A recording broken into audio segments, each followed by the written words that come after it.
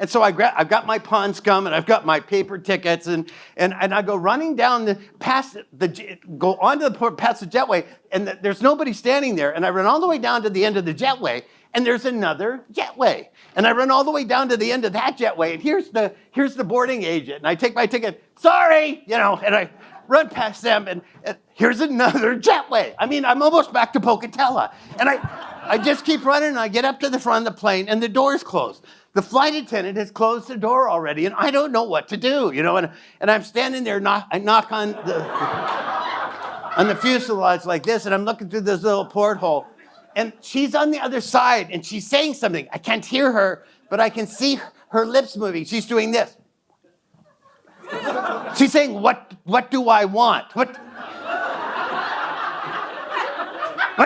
do I want? I mean, what do kids come door to door selling cookies or something, and what do I want, and I'm...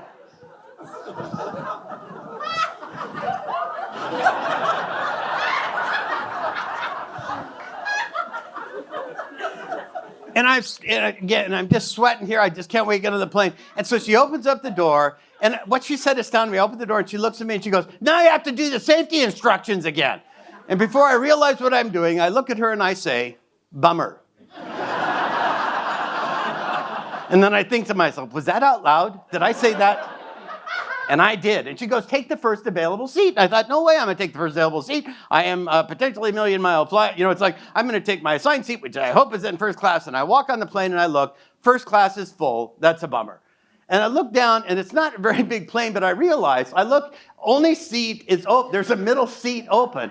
And as I'm standing there at the door, it's like that Twilight Zone movie where it all just rushes in all of a sudden, and I realize, as a little bead of sweat comes down, I am, in fact, the designated big sweaty guy. I'd even been pre-sweated. They made me run that little gauntlet of jetways, and so I get on the plane. Now, there's another thing I didn't tell you. On the airplane, there's this thing, a phenomenon, I call it flying suits.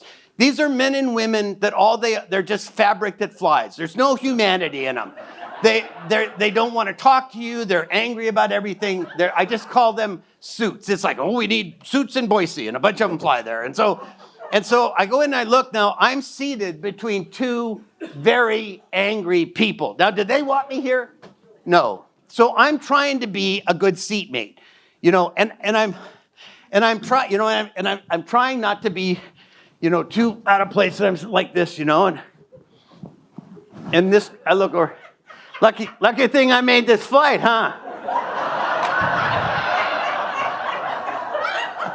All this space would have been wasted.